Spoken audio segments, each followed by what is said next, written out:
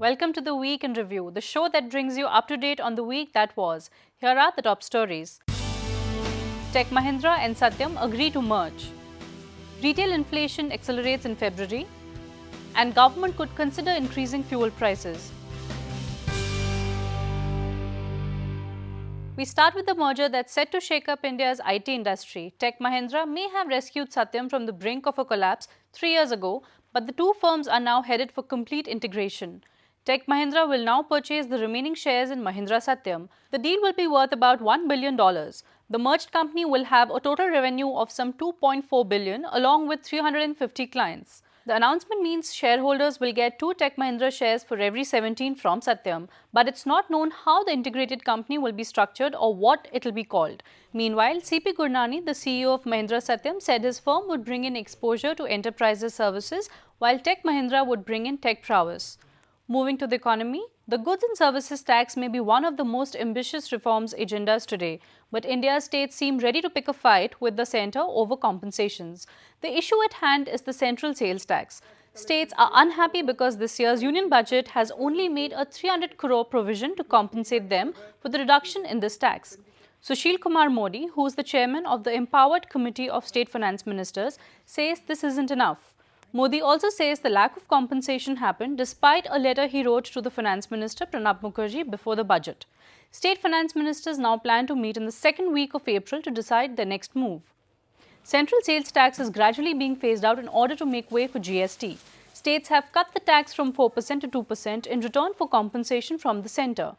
In other news, high inflation appears to have staged a comeback. Numbers on Monday indicate retail inflation has quickened last month. The new consumer price index climbed 8.83% in February. In January, it stood at just 7.65%. This acceleration is backed by a similar speeding up in wholesale inflation. Figures that came out last week showed the wholesale price had shot up after a period of decline. The WPI index rose 6.95% in February, an increase of 40 basis points compared to the previous month. The consumer price index is meant to be more reflective of actual prices that people pay. But while manufacturing inflation is slowing down, food inflation is quickening and in turn driving up overall numbers. The latest figure could mean RBI will delay a potential cut in interest rates. Moving on, the Reserve Bank is seeing rising risks in gold loans and it has decided to tighten the rules of the game. On Wednesday, it placed a cap of 60% for NBFCs lending against gold. It has also given NBFCs 2 years to hike their capital adequacy requirement from 10 to 12%. The move is expected to prompt gold lending NBFCs into increasing their capital base. It could also mean more competition from banks. Switching to aviation, struggling carrier Air India may be a step closer to a crucial integration process. A government panel is likely to set a 9-month deadline to come up with recommendations. If those proposals get approved, Air India will have a standard wage structure for both its original employees and those from Indian Airlines. The two carriers were merged back in 2007, but the integrated airline has been making severe losses and is strapped for cash.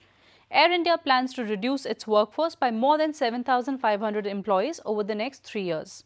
And in another development, the UPA government has given in to coalition pressure and rolled back most of its proposed hikes in railway fares. While prices for first and second class AC tickets will still go up, all other fares will now remain at their current levels. The hike in ticket prices had been proposed last week by then Railway Minister Dinesh Trivedi, but strong opposition from UPA partner the Trinamool Congress forced Trivedi's resignation and Thursday's rollback. And here are some stories in brief. GMR Infrastructure plans to begin a consulting service for airports around the world. Group CFO Subbarao Amartalaru has told Mint the company is talking to international funds about a partnership that can do consulting and also buy stakes in some airports. Staying with GMR, fees at Delhi's airport are unlikely to rise for another 2 months, but this means its operator GMR will be able to charge more later on. The delay is likely because airports regulator AERA will need about 2 months to process related data. Delhi airport charges were set to increase by 334% starting the 1st of April.